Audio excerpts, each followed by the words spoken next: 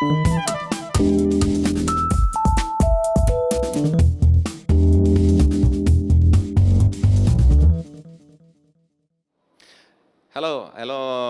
good afternoon. Good afternoon for this second session this afternoon, and welcome everybody here in Trieste, and all of you that are connected through the web stream of ESO. It's a pleasure from my side to welcome you here. My name is Paolo Guglia. I'm R&D manager of Fincantieri. Fincantieri is the largest Western shipbuilding group with more than 20 yards in 4 continents, and we are sponsoring this session of ESO, which is the third one that we are organizing during this event. The title is Public-Private Partnership for Ship and Shipping. We have 2 guests today. We have Mr. Henk Prins, which is R&D manager at Marine. He studied applied mathematics at Delft University of Technology. He then joined Marine, and since 2007 he manages the R&D department of Marine. He has been the chairman of the European Research Association Vessel for the Future, and now is currently chairing the Research Association Waterborne Technology Platform. Welcome, Hank. The second speaker is Giovanni Caprino. He studied naval and mechanical engineering at the University of Genova. He started in 1983 to work in Cetena as a research focusing on hydrodynamics. In 1987, he became the head of Resistance and Propulsion Business Unit, and he coordinated several projects. From 2000, he became the head manager of modeling and IT departments.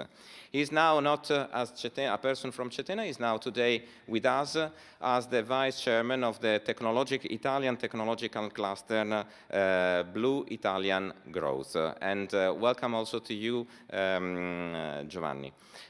For those having attended the previous session and also having attended the opening, the session during the opening day, I mean, we can see that there are a lot of connections between this session and the others. I mean, we talk about open innovation, and then hydrogen came out, and also the necessity to have cooperation with a wider network of stakeholders if we want to promote and to go through the decarbonization of the maritime sector. I give you just an example and just a number. If you consider a large cruise ship, the one that Fincantieri is building here in Monfalcone or in other yards in Italy, about 70–80% of that ship is built with external stakeholders. So it's not directly built by Fincantieri, but it's coordinated by Fincantieri. What does this mean? That if we want to be effective in transforming this kind of product, I mean, the approach we use for research and innovation cannot be from one stakeholder only, but it must be cooperative with the widest network of stakeholders. That is the reason why several times it was mentioned the model of open innovation. There is a very important association in Europe which is gathering together all the main stakeholders regarding research and innovation in maritime. This association is called the Waterborne, Waterborne Technology Platform. And I would like to understand better what is going on in Waterborne with the chairman of the Waterborne Technology Platform, Mr. Henk Prins. Henk, please, you have the floor. Thank you very much, Paolo, for this kind introduction, and thank you for the opportunity to talk to you about partnerships in the maritime sector. I will start sharing my screen.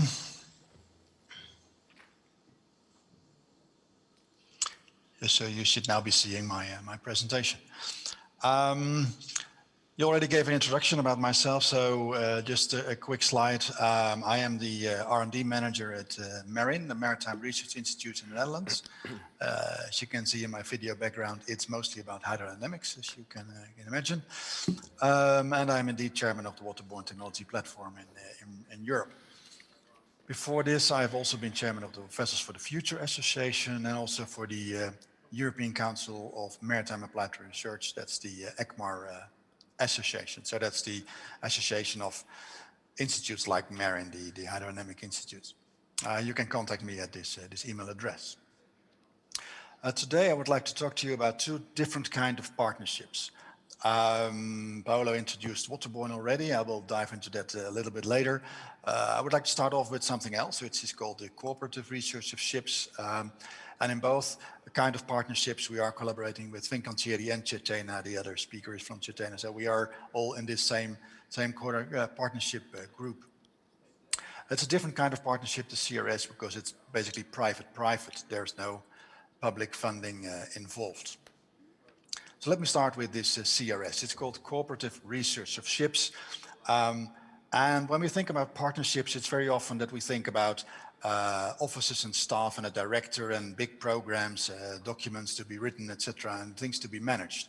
The CRS is different. It has no office, no personnel, no director. But it exists already for more than 50 years. Just last year, we celebrated our 50th anniversary. And it was started 50 years ago with the advent of the very large oil tankers at the end of the 1960s, that all suddenly the shipyards, the classification societies, the owners had new problems. The ships were suddenly much larger, there were different hydrodynamics involved and structural problems involved, and they were all struggling with the same problem. And then they said, okay, let's sit together and tackle these problems together instead of just doing it competitively, try to do it pre-competitively and in a research atmosphere.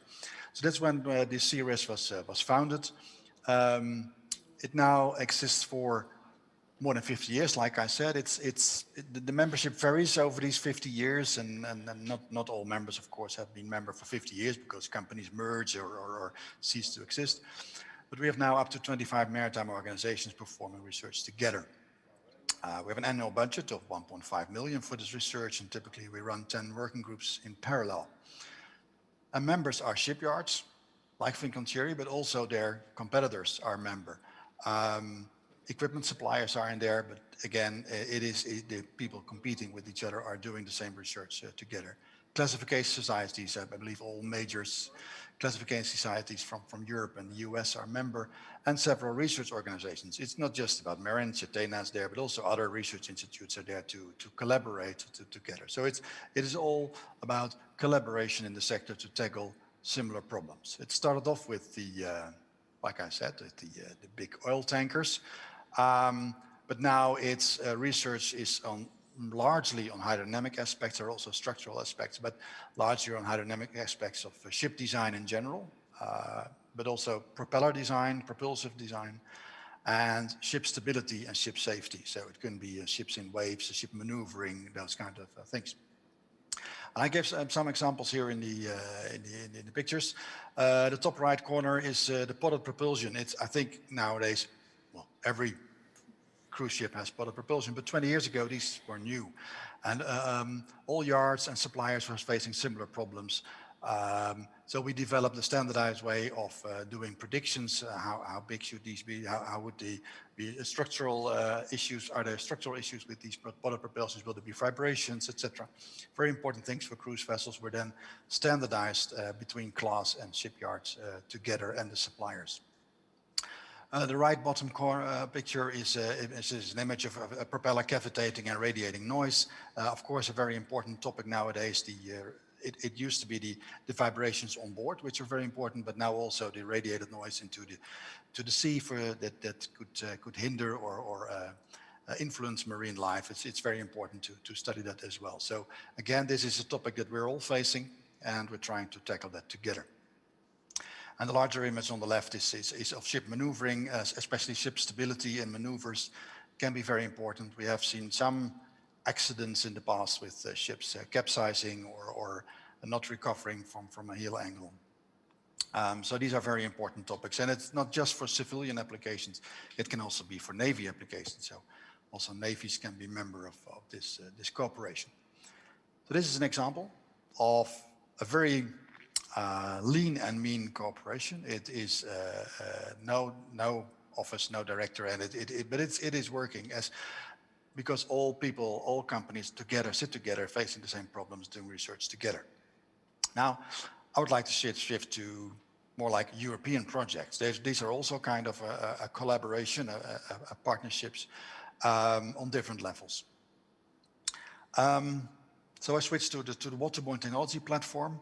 The waterborne technology platform is actually not performing research as such, which the CRS was doing, but waterborne is bringing everybody together for a continuous dialogue on what are our urgent research needs, how can we tackle them, and how can we get funding for this, because just doing it public partnership is nice, but for the bigger innovations you need funding, also external funding. So how can we find this funding?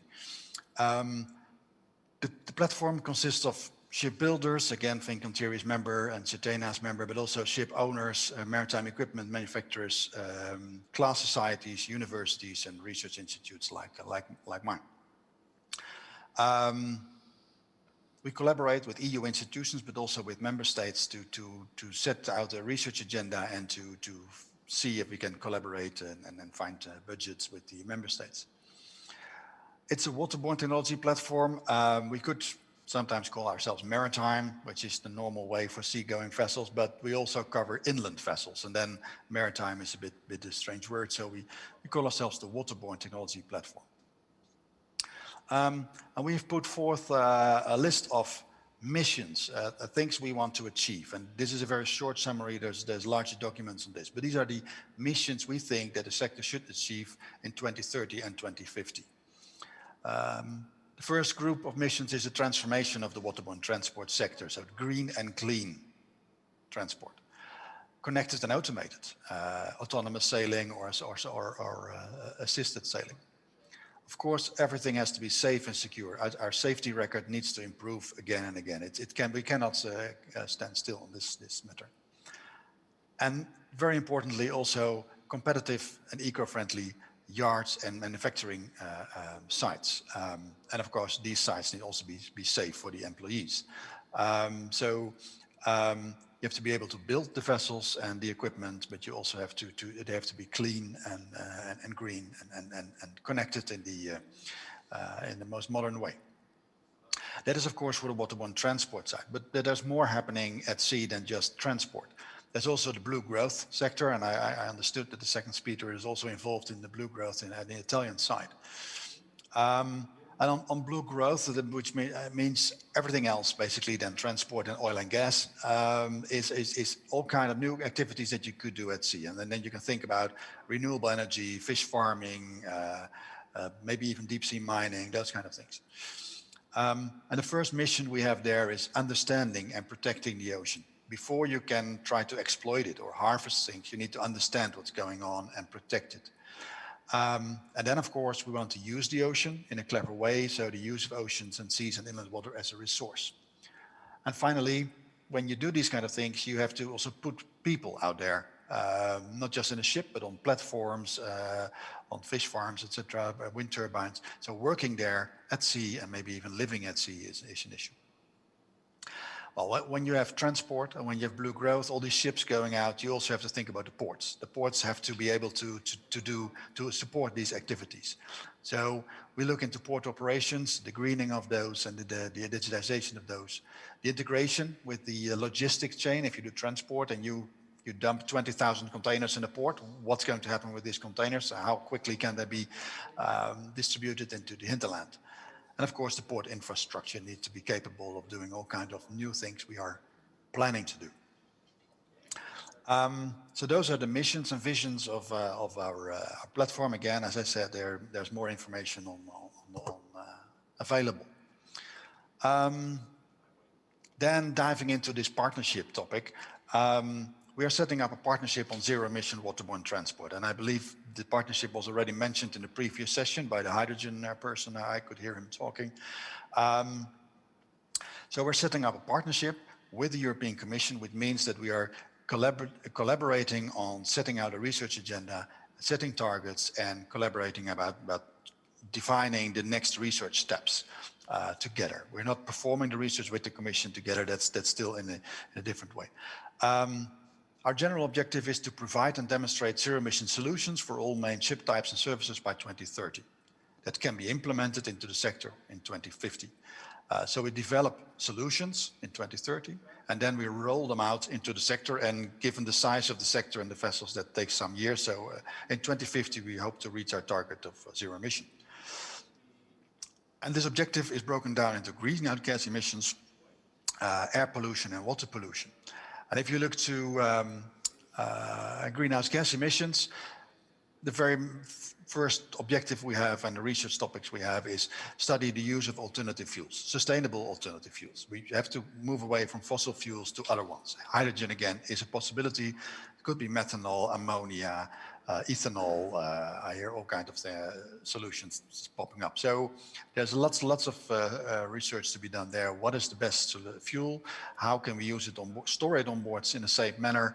And how can we use it to convert it to propulsive power or a hotel load? The second research topic we have in our partnership is looking into the electrification of shipping. This might not be a solution for the bigger vessels sailing all around the ocean, but for shorter ranges, smaller vessels, this could be a solution. And electrification is also a possibility for auxiliary power on the larger vessels. The third aim we have is to reduce the energy need of shipping in general. We want to limit the energy that is needed to propel a vessel or to perform the actual work a vessel is supposed to do. Again, and that we mentioned port already, so we have to adapt the ports to these new fuels. We have to adapt the port to electricity we might need, etc. So we study the ports as well, and we have a separate objective on supporting the inland waterway infrastructure with the latest technologies. That's all on greenhouse gases, but there are other emissions as well. So NOx, SOx, particulate matter, all kind of other emissions from the fleet. And if we, of course, once we have switched fully to hydrogen, we probably have no emissions on this side as well. But in the meantime, we have to do something. So we'll work on that as well. And the same with water pollution. You have chemical releases, you have ballast water, you have underwater noise, etc. So all kind of things to study. To do this, we have drafted a partnership proposal, which is sent to the Commission and accepted by the Commission. So we're very close to having this partnership with the Commission. And this partnership proposal outlines all the reasons why you have a partnership, why it's so complex, and all the things we need to do. And then a second document we have created is the strategic agenda, where we outline, okay, what are we going to do when in the next 10, 12 years that this partnership will run with the Commission. So that's much more detailed, much more technical, and it outlines the research agenda as we see it now. Of course, things can change in the coming years. And this partnership is about co-programming, as it's called. So we will, together with the Commission, discuss this research agenda and then define, okay, what will be the next topics that the Commission should launch in normal calls. The Commission will launch the calls. It's not like the Hydrogen Joint Undertaking that was earlier on, where they are influenced or they have a say in what projects are launched. The Commission will officially launch the calls. We have influence on the topics that they will put on the agenda.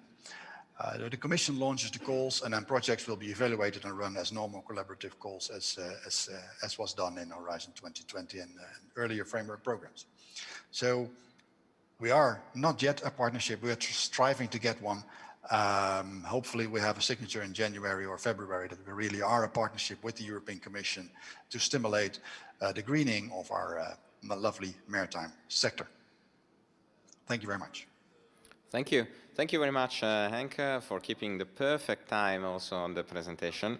And what impresses me also about Waterborne is the fact that indeed there are different stakeholders, all compete to each other. So in the various segments of the markets, working together and cooperating together towards certain objectives. And this is very, very, very much important. At the same time, if we talk about blue growth, and considering also the past, the premiums, framework programs, and etc., there was quite a separation between the industrial activities at sea and marine scientists in other associations and etc. But this separation is quite, I mean, fictional. I mean, it's we are talking about the same sea. So while we are going to developing some technological activities at sea, we need a cooperation between different sectors. So I would like to understand better how this cooperation is going to happen and is effective with the next speaker, Giovanni Caprino from the technological cluster Blue Italian Growth. Giovanni, please, you have the floor. Thank you, Paolo. Good afternoon, everyone. And I start with the presentation, and I hope to answer your question. And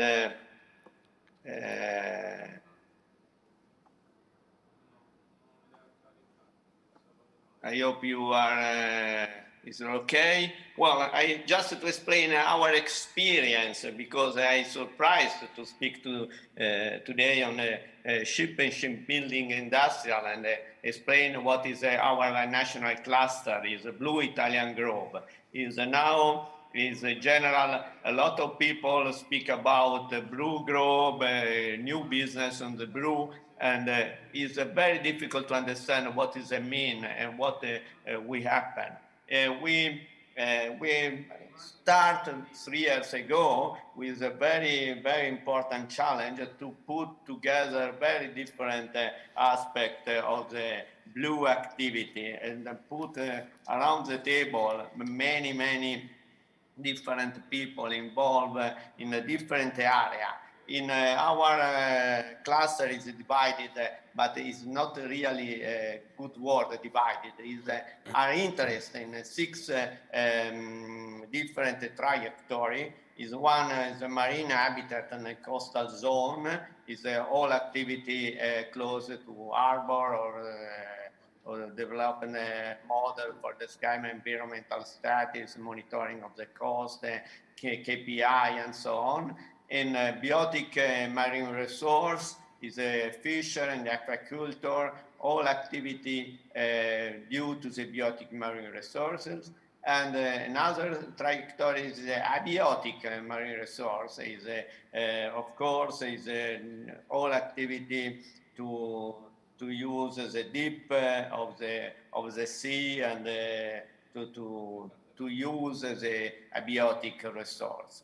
And other trajectory is shipbuilding and marine robots, and that is very interesting because for the first time on the same table is sit the people of the shipbuilding are connected together with a completely different area like the trajectory 5 blue renewables activity and blue technology. This is a main field and the main activity on our cluster. Of course, there is a 3 transverse strategy. We work in activity for a national activity. One is research infrastructure. We understand there is a lot of research infrastructure don't speak together and don't put the result together to make really a link of the infrastructure. The sustainability and the economic use of the sea is this is other transversal strategic area to define different economic business on the sea. We are sure is the future is the activity when we build something on in a blue area, ship, harbor, or something to that is necessary to have a different model for economic of the economic. And the last transversal strategy is skill and jobs, of course, to improve the knowledge and to improve the understanding of the people when we speak about blue growth, what does it mean, what is important to do. Our experience is very interesting. I hope to improve this experience in Europe, because this is an experience that starts only in Italy, and our community is very large. We have 92 members, but each member is a representative of a lot of other members. We have 22 universities. I suppose all universities speak about blue on Italy. It's a university not only have a position on the sea, but also university on the North Italy, or university far from the sea, but are involved in activity on the blue economy. And we have also the regional hubs, and we have the regional cluster. Is important because it know exactly what is important on the necessary to do in the local area of the geographic area. We have, of course, the research center. We are inside all the important research center of Italy, the CNR, Enea, INGV, and so, OGS, and so on. And business consortium, we have, of course, a business consortium like a COP, or like another group of the business, and of course we have a small medium enterprise. We are very interesting. We on this it's not so much, it's only 27, but it's important to have a small medium enterprise with a really problem to understand exactly what is necessary to do. And of course we have a large company like Fincantieri, Eni, Snam, Leonardo, and so on. And the other is organization. It's like Federpesca is organization of the fisher, or Assonave, or other type of national organization. That is very large community, and our experience. I say in general. Just because I am a little bit joker, I say we put for the first time on the same around of the table people coming from Guelfi and Ghibellini. We say in Italy is black and white. Is people is very far, not only for what they think, but very far also for the word used for define exactly what is necessary, and it's very interesting discussion on that. We put together is shipbuilding people, ship owner, and biological people, and chemistry, and so on. Well, what is our activity on the cluster? Is very rapidly. Of course, we make a support. We was born to make a support on strategic support of policymaker. We work to international development. We make also animation and networking just to improve the knowledge of the blue economy, communication and promotion, support for research and enhancement process, and support educational and technical training. This is main our activity.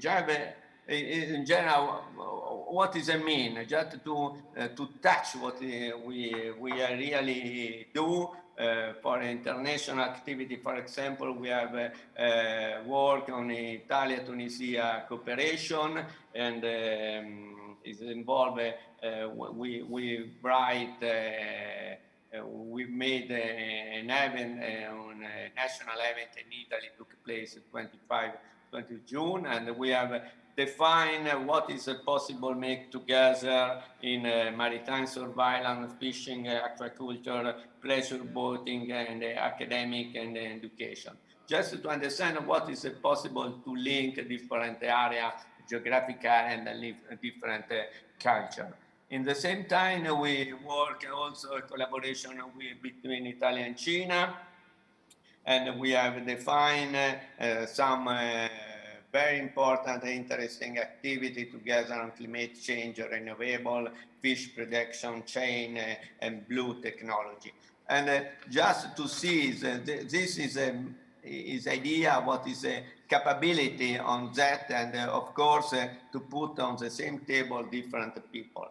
Is the last experience on the activity on this day, we have made cluster Blue Italian Grove launched a call for idea just to encourage the formulation of a cluster member on the height innovation rate project that could be contributing and the blue restart of Italy. And we call Ripartenza Blue, but it's idea to put on the table a new idea. It's a completely different of the standard idea. And we in this we surprised because we make the call only in 20 days. The time to answer, we receive 25 concrete projects. Which involve a lot of stakeholders and a lot of people are involved on this, participate on that. This is a good, we publish in the end of September, is a book on this activity just to put on the table what is a really new idea to connect all people together on to that, just to change exactly is a challenge to have a new vision of the public and private partnership, to put in a partnership very different people involved in a different areas. This is a real challenge on our cluster on that. Well, I suppose I finish, and if you can connect on our cluster and have receive any information you have necessary. Thank you, Paolo. Thank you. Thanks to you, Giovanni. Thanks to you. And very interesting presentation, both presentation, and stimulating a lot of thoughts regarding this kind of cooperation with such a big and wide network of stakeholders. And picking up one of the questions, while I also invited the audience to raise a hand in case they want to present any question to the speakers. I would like to start with the first question to Hank, to Mr. Prince. I mean, a recipe that is a success requires different ingredients. I understand that waterborne is the place where R&D priorities for maritime or for waterborne are identified, and then the zero-emission waterborne transport is the place where this research innovation strategy is getting deployed and implemented, also receiving support from the European Commission. But it's not just a matter of research and innovation. I mean, the ultimate goal is to decarbonize and so to have a green shipping. So what is the role of zero-emission waterborne transport, and how this is fitting on other instruments or other initiatives and etc. in order to get to the point and so to decarbonize the maritime shipping? Please, Mr. Prince. Thank you, Paolo. Yes, it's very indeed a very valid question. That, of course, it's great to do research and innovation and all kinds of new activities, but you have to get it implemented into the sector to achieve the greening of our sector. So what the waterborne platform is doing is we're mostly focused on research and innovation, but we have spin-offs from our research and innovation into regulations, both on the class societies and on maybe EU level and IMO level. But we're also discussing with the Commission is how to get from these innovations into real market products and how to get them into the market. So what kind of instruments do we need to get things into the market? So we are also in discussion with the Commission on the Climate Innovation Fund that they have, so which is a very broad fund for all kind of innovation related to the reduction of climate greenhouse gases. It's now very important and good to see that there's also placeholders there for the maritime sector to get money from this fund to implement technology, real technologies into their ships. See it as kind of a subsidy for early adopters to get the technology into the market, etc. So we have discussions on the regulatory side. So we have discussions also on the kind of instruments like should there be the European trading system of carbon, the ETS, or should we have IMO discussions on levies on taxes, let's say, on fuel. So all these discussions are also ongoing in Brussels, where the Waterborne TP is playing a role. So it is not just the research; it's also about how to get it into the market, either getting funding for that or other stimuli for the new technologies. Thank you very much, Henk. The next question that I'm going to pick among the answers that are coming is a question to Giovanni. Giovanni, I think that in the next framework of the European Commission, a prominent role are taking the initiative like the zero emission waterborne transport, or the other one that was mentioned in the previous session, so clean hydrogen for Europe, but there is also the mission on blue oceans, and there are several initiatives. And one of the major and most important efforts of the European Commission is to ensure that all resources from private sector, from public sector, are mobilized towards the same direction, and so toward the same ultimate goals. How the Italian initiative is linking or is relating also with the European initiatives in order to exploit as maximum the synergies between on the same topics? Oh, thank you. The question is very complex. With our experience, our exercise, more experience is really new, as there is not the equivalent of our national cluster in Europe. Of course, in Europe there is a JP Ocean and other type of the cluster, or waterborne or something to that is important, but is work really more vertical aspect to solve the problem. Is the work we done, and I'm sure is a new vision, is a real new vision, is combine exactly with a different aspect, with a different industrial, is a real goal. Now a lot of people speak blue economy, blue growth, circular economy, and something to that. Is a very important word to understand. It's necessary to put together more different aspects to arrive a solution, and this is really the future. In Europe, we start to understand that, and we was born to increase the connection between a different cluster, different group. We are involved in JP Ocean, of course, but so specialist on the biologic point of view on the ocean, and only for some aspect. And I'm sure it's necessary more connection on different aspects. That is a really challenging that put in our partnership, public and private partnership, put completely different people with a different culture to arrive at a good solution on that. And they see the problem is a completely wide aspect, is a real challenge.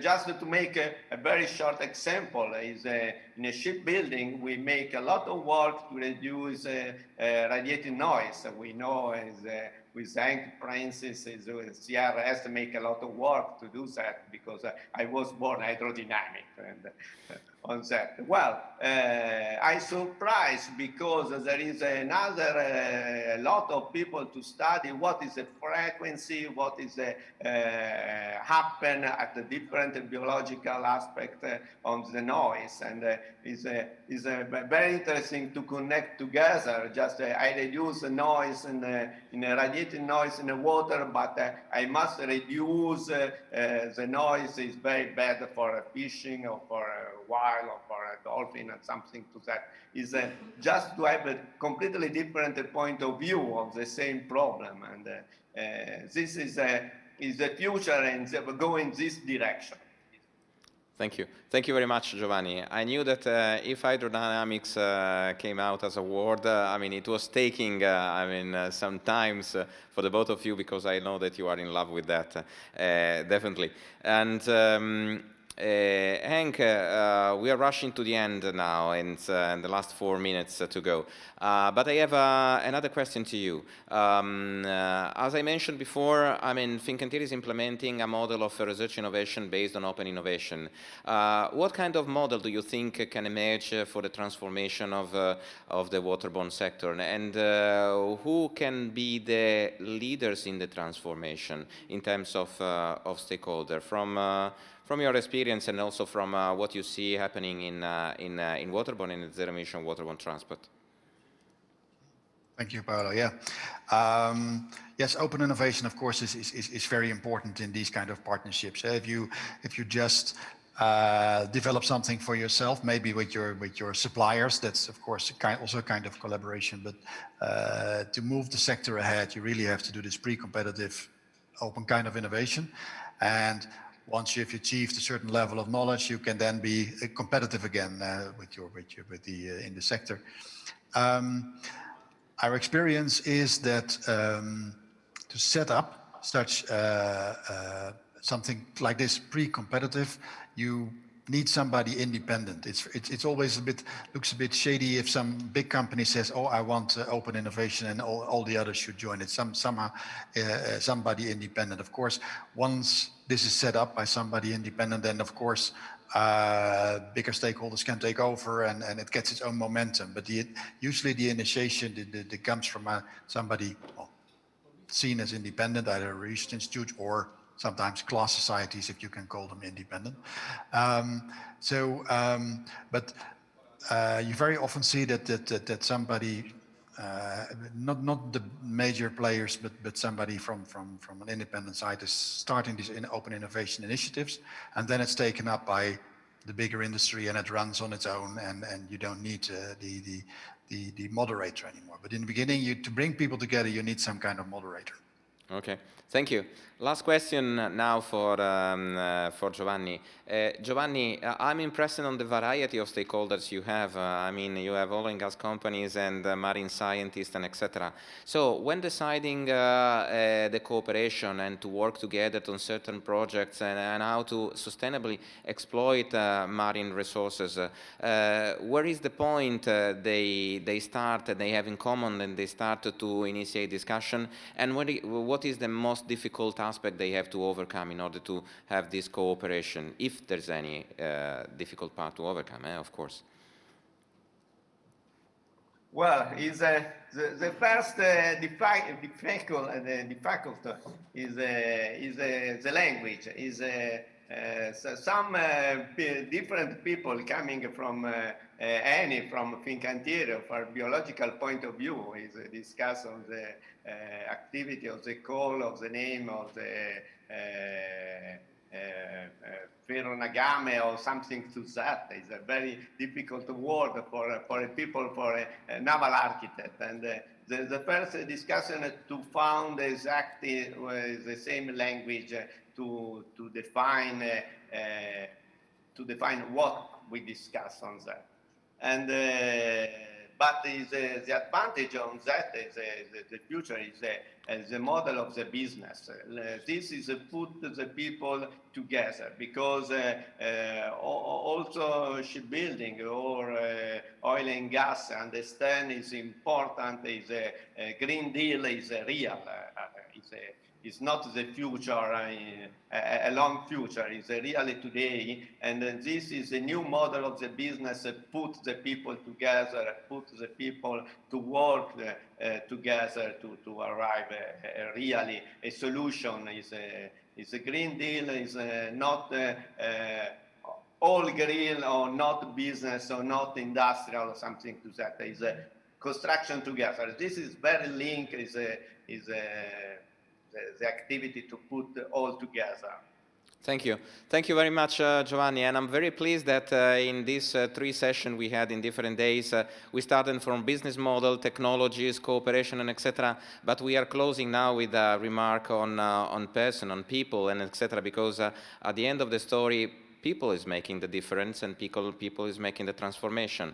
So talking about people, let me thank the 2 speakers today for having been here virtually in Trieste. So Hank and Giovanni, thank you very much for your kindness and for your words here. Before closing the session, this is the last session I'm moderating. I would like to thank the colleagues of the R&D department of Fincantieri who helped to prepare everything for these 2 sessions. Actually, it was 99% of the work that we did in order to make it happen. And just last final word, in these very difficult times in which moving is difficult, you have to wear mask and etc. You are scared about who was sit here before and etc. Having the feeling of safety that I feel now in ESOF, thanks to the wonderful team who is taking care of the organization, is really making us very comfortable. So the last thank you is to you guys that are making everything possible. So thank you to everybody who is present here today, and to those being connected through the web stream. That session was sponsored by Fincantieri. There will be another one on Sunday morning. So au revoir, bye bye, and ciao from me, and see you next time.